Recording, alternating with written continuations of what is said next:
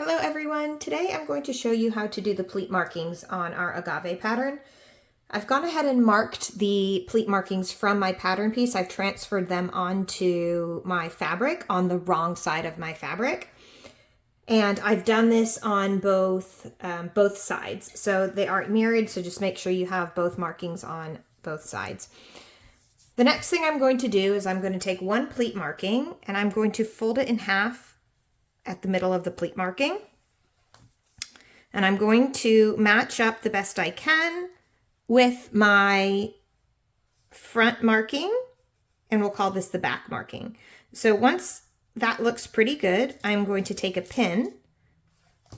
I'm going to try to get that as parallel as I possibly can. And I'm going to put a pin along this line here. I'm going to put one here. And I'm going to put one right here. I'm then going to flip my piece over to see if my pins match the lines in the back, and they do indeed. So this was a good one that I did. So on this side then, I'm going to put a pin at the very bottom of the pleat marking, horizontally now.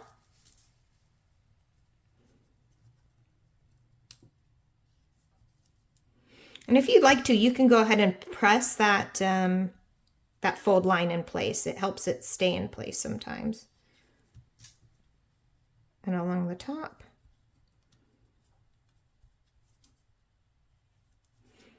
And then I can go ahead and remove these vertical pins here.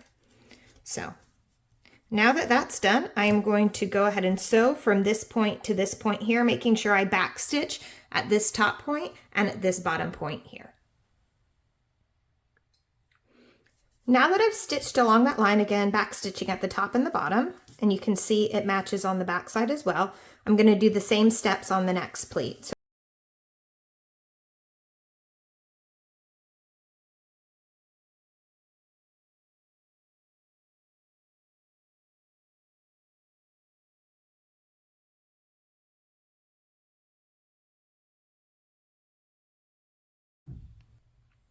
So there we go. That's now stitched there. And I'm going to open it up and it's going to look something like this. What I'm then going to do is I'm going to fold or press these pleats towards the crotch line. So the folded edge of the pleats will go towards the crotch line. Now this particular pair is a pair of shorts. So I am going to fold the pleats all the way down and I'm going to press all the way down along these pleat lines until I get to my hemline. If you're doing the pants or the cropped pants version, you're just going to do this to about 3 inches below your stitch line and press that, and then the rest can remain open. So I'm going to go press this here.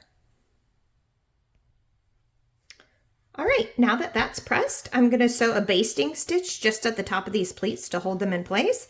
And then that's it. You're all done sewing these pleats. So I'll repeat that on the next page, on the next piece, on the next front piece, and continue on with the tutorial.